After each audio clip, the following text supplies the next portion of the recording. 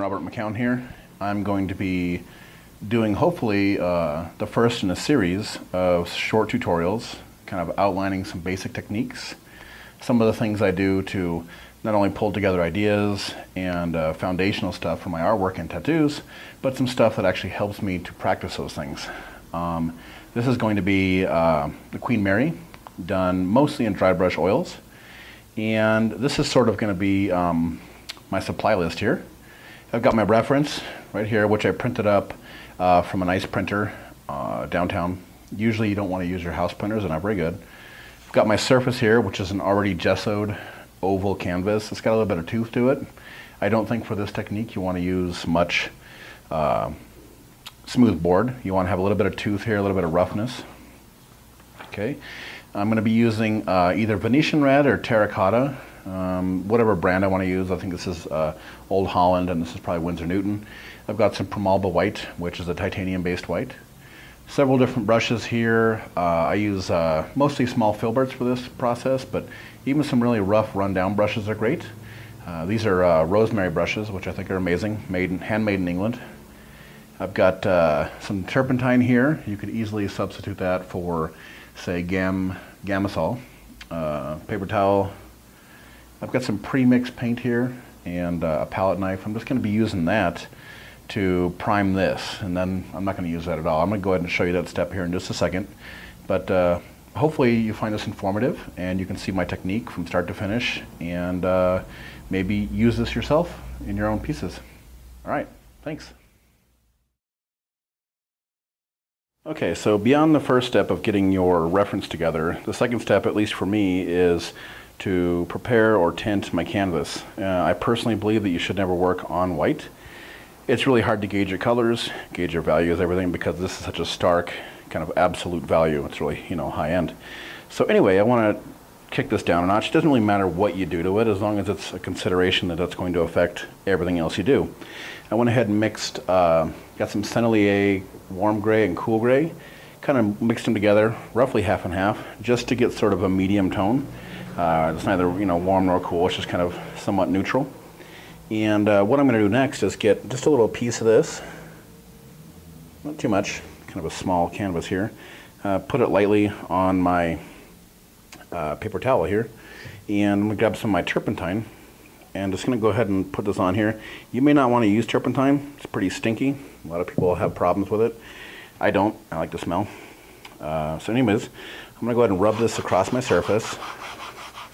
What I'm looking for here is just sort of an even coverage. It doesn't have to be perfect. Maybe sometimes it could be said as better if it's not. That's not quite as dark as I wanted. The paint you want to mix up is always going to be a little bit probably darker than it actually appears, because you're doing sort of a wash here. You could use a brush for this. I don't know. It just seems like it just doesn't seem like you need to be doing something so exacting when you're going to be going over it with paint anyway. So this is just sort of my roughed in version. It's okay to see little artifacts of the brush or the strokes of the paint here. You might want to throw in a couple just for the heck of it, just to make it look interesting. And that's about it. Now what I'm left with is sort of a medium tone here, which I'm going to paint directly on top of. And it's going to be hopefully my mid-tone when I'm using my dark paint. And then I'll go through with white to make my lightest values. I'm going to go ahead and let this dry. Usually 30 minutes, I don't know, maybe an hour, depends on how much turpentine, blah, blah, blah. Once we're ready to work on the surface, we'll go ahead and transfer the image over and get started with the painting process.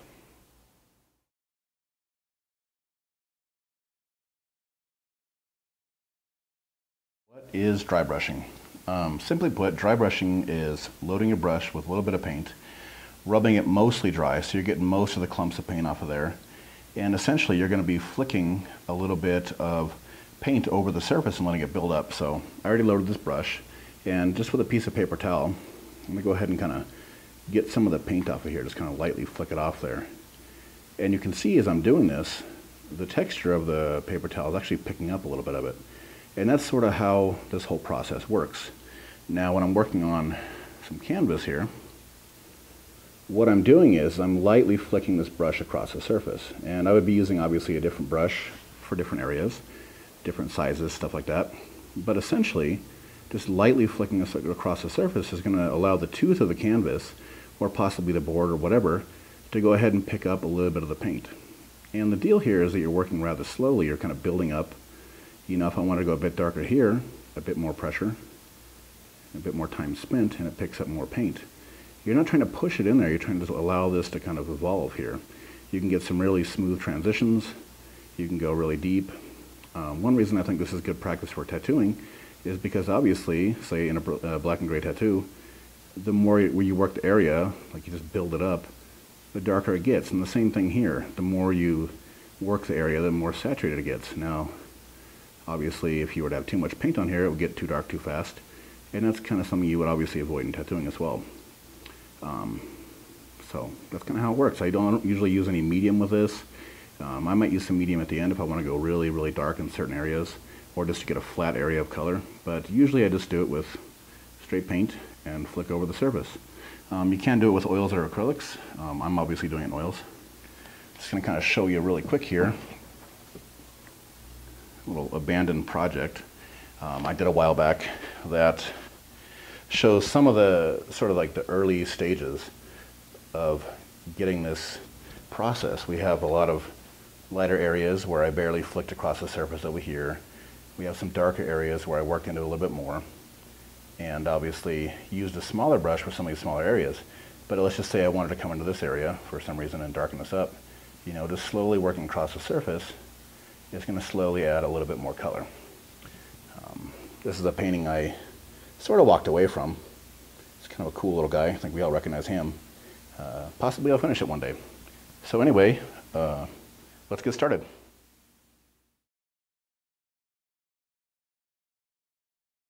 Okay, so the imprimatura, sort of tinting of the canvas, went ahead and dried. I gave it a little while, and I went ahead and sort of cropped out my reference here. I did take this reference myself from life. You know, I think you can Google all sorts of interesting things to paint or to draw or to use as reference, but I think if you take your own, you're more than likely going to get the lighting you want, the aspect you want, the angle you want, all that good stuff. You know, although I do advocate learning to paint from life and spending a lot of time doing life drawing, you know, figure drawing, still lifes, what have you, from life, this exercise is simply how to, you know, practice your values so that I can use this in tattooing later on. So anyways, I went ahead and cropped this. This is about the size that I want. And it's going to fit when I have a frame right over the top of it. In order to transfer it, usually you could use something like this Serral transfer paper. Serral, I don't know. Comes in a bunch of different colors, comes in graphite gray. This is red, which I probably should have used since I'm going to be using red today, but I forgot to. So anyway, I went ahead and kind of went over the back of this with just a soft charcoal pencil. What's going to happen is when I trace over the top of this, it's going to transfer some of this charcoal to the surface underneath. Now I want to be kind of discreet and a bit subtle about how much I put down, because that's going to show through some of the areas of the paint. I can't erase it as I go, but I'd like to not have to backtrack at all.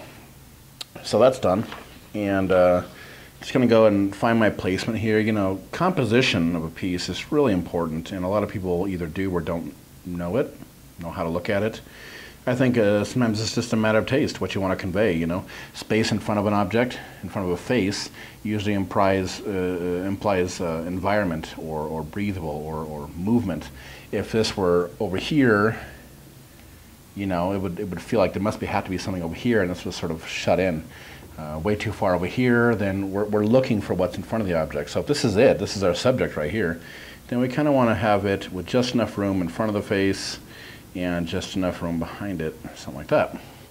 So I'm going to go ahead and tape this down, and just lightly, you know, we're not looking for some sort of exact thing here, just enough to keep this down lightly. Just maybe a couple pieces of tape. And I'm going to go ahead and zoom in here so that I can kind of show you this process. Hopefully the camera will be able to catch it. Let's kind of get a little bit closer here. Okay, So the way I do this is I just kind of trace the major shapes and the major masses, usually the shadow masses. Tracing too many of the areas inside your well lit areas is going to lead you with a bunch of artifacts of the tracings. So I'll just take a ballpoint pen and kind of carefully I know that there's just going to be an edge here, so I'll kind of carefully go around here. You know, just get some of this area in here. It doesn't have to be perfect. I think it's kind of better if you just sort of wing it and get the general idea in here, because then you can use your interpretation of it. You can use your eyes to find everything. It's going to come out a bit more your piece. Some nice eyelashes right here, a nice deep shadow right here. Okay. And what you get when I go ahead and pull this up is you get essentially the roadmap, sort of like doing a tattoo. I want to be a little bit loose some of these edges over here. I don't really need to know where all this goes. You see over here on the hair, I can just kind of sneak around it. On the tip of the nose here, I can just kind of do like this. I got this nice cast shadow, which of course is present because I'm the one who took the pictures, so I knew that I wanted to have these nice cast shadows and whatnot. And then, you know, as you move around the piece, you end up getting kind of an impression that was left behind. But I don't want everything. I don't want every single detail. I want this to be sort of a sketch or sort of an interpretation. Once I've gone through the whole piece, I'll go ahead and pull this up, and I'll get ready to go ahead and lay in some of the paint. You know, this is a good way to kind of approach a painting that sort of mimics how we approach, say, a portrait tattoo. And I think that this is why this is good to use this method, especially for tattooers, is because we're practicing our art even in our off time. We're practicing our tattooing while we're painting. So I'm going to go ahead and finish this up, and the next step will be where I lay in some paint. Okay.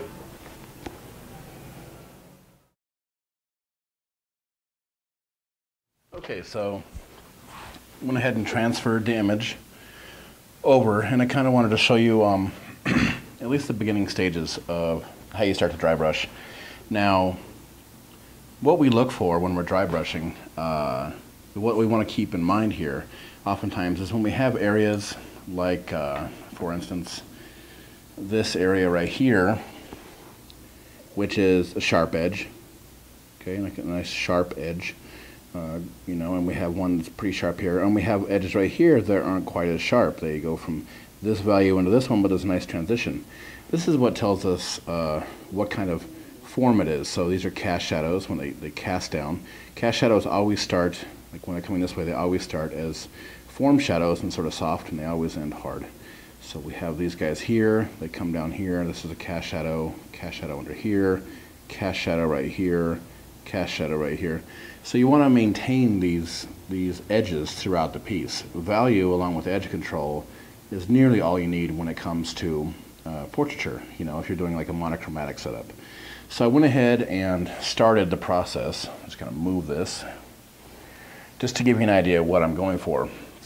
It may look a bit kind of strange right now because nothing's kind of refined, but the idea of dry brushing is that we get a little bit of paint for wherever you want to get it. You know, you can have a little glass palette next to you, a small amount of paint, and essentially you take you know, maybe a towel or a napkin, and you kind of dry it off so it's dry brush, but there's still a bit of pigment on there.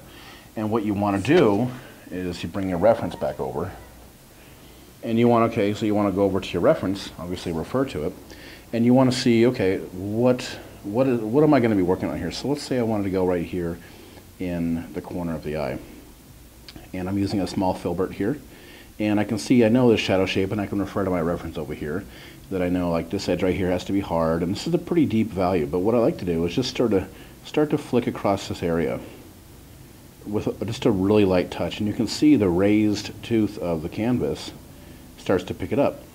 When I used to paint miniatures for like tabletop wargaming, we would do this a lot to pick up texture and armor and things like that. So you can see you start to get a little bit of the value in there. Now, the more pressure you apply, the more pigment is going to come off your brush. But you want to be careful to build this up. It's sort of like in tattooing, where if you have an area that it's not, say, not quite 100% solid black, you don't want to just jump into it and start filling it in, because there might be edges you need to consider and things like that. this eyebrow line here does sort of value-wise sort of turn into the shadow, so it's okay to kind of work into it. Now usually I would go throughout the whole piece. I would go and I would work this. I would work the eyes first, because the eyes are usually where you see, you know, that's how you can tell a person. You can tell by the way their eyes are look, the way they're set. That's how you know a person, as far as recognition. If you capture this, you've captured the look of the person. You've captured it, you know. So I would usually start here to here, come down to here, work down to here, then move throughout the piece. But I kind of just wanted to throw some stuff together, little things, so you can see how areas where I know are going to be lighter, I kind of put some in there. And I'm eventually going to add white, but I just kind of wanted to put a little bit in there.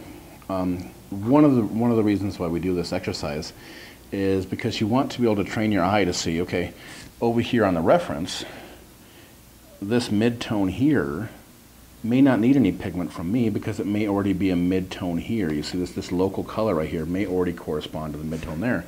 So that's kind of what we're trying to do, is we're trying to train our eye to see, does this area need to be darker or lighter than this color? Now if it is roughly that color, then you can just leave it, you know, or if it has to be darker, make it darker. It has to be lighter, will come through. Usually I would do all the white at the very end and work all the shadows first, but I kind of wanted to show you a little bit of the process. Now I'll be using a couple different types of brushes. Usually I use filberts, whether they're large ones or small ones. They usually correspond to the area that I'm going to be doing it in. This area, which probably has a nice smooth gradient all the way through here, I'm going to be using a smaller filbert, obviously, or excuse me, a larger one, and down here would be a smaller one. And areas where I just need a little bit of the top eyelashes and a little bit of a shadow right here, I might go ahead and use, say, like a bright or just like a little lining brush, just to kind of get in there. You know, it's about consciously looking at what you're doing, looking at what the tools you have to use to get to where you want to get.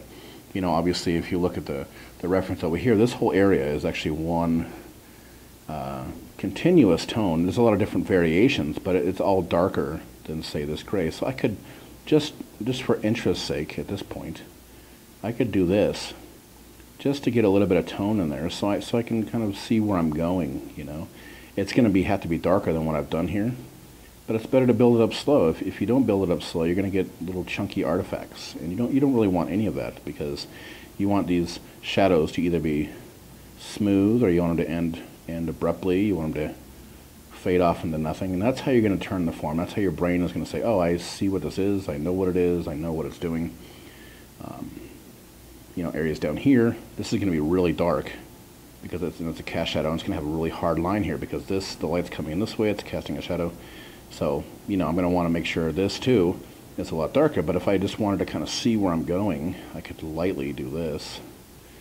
And it kind of starts to, I kind of start to see how this form is how it's going to work out. You know, don't be afraid occasionally to go with your lighter tones, just to make sure it's making sense. It'll give you a bit of confidence to keep pushing forward. So I'm going to make some headway on this, and I'll come back in a little bit and show you some specific areas that I worked on, some specific concerns, and hopefully you'll see quite a bit more progress. See you in a bit.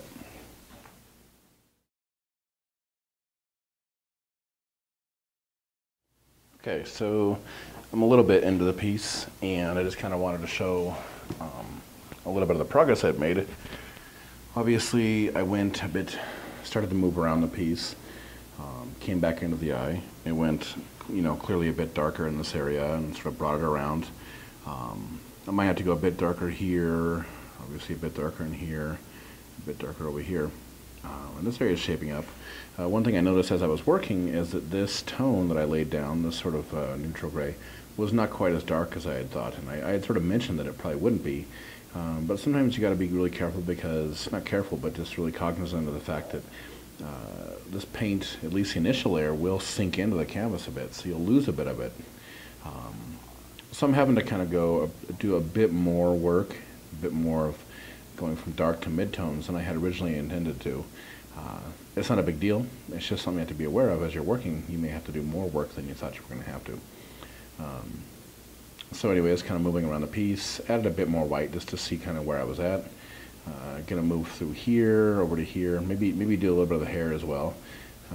Obviously the hair, if you remember the initial photo reference, the hair actually was quite white, and you know, I hadn't really intended on doing much background, but I think it's really going to help tell the tale. If I didn't do the background that I had laid down, this sort of imprimatura is too light, so that white would have just looked a bit like, what the heck are we seeing? So I think I will end up doing some background, you know, mostly in these areas here, and just a little bit so that my brain knows, okay, this is the background here, and you know, the rest is obviously the subject. My real intention here is to kind of make this look a bit less and less done as we move out from the center, so it just kind of brings our eyes right somewhere into here, you know, so I'll probably end up sharpening this up again. One thing that you'll probably find as you're working is that you have to keep going back and restating your darks as they sink in, and as the rest of the piece gets darker, by comparison, the relative value of one area is going to have to get darker, because, you know, if your highlight, let's say your lightest lights, even if I went just a smidge darker, that would mean my darks have to go even deeper. And obviously, since we're not using blacks, we're using this dark value, there is going to be an absolute low end, you know, and an absolute high end over here. So anyways, I'm going to keep moving around the piece, trying to keep my edges sharp where they're supposed to be sharp, the ones that are soft, you know, soft, and try to go from there. Just kind of keep it cohesive. Sometimes if you have trouble seeing what the value is, say way over here, you know, way over here, whatever, compare to the value next to it. Don't necessarily worry about the piece as a whole now. You know, if you're having trouble seeing it, compare to the piece next to it, and then go piece by piece by piece around the piece, and then look at the whole. So anyways, back to work, and I'll share some more progress in a little while.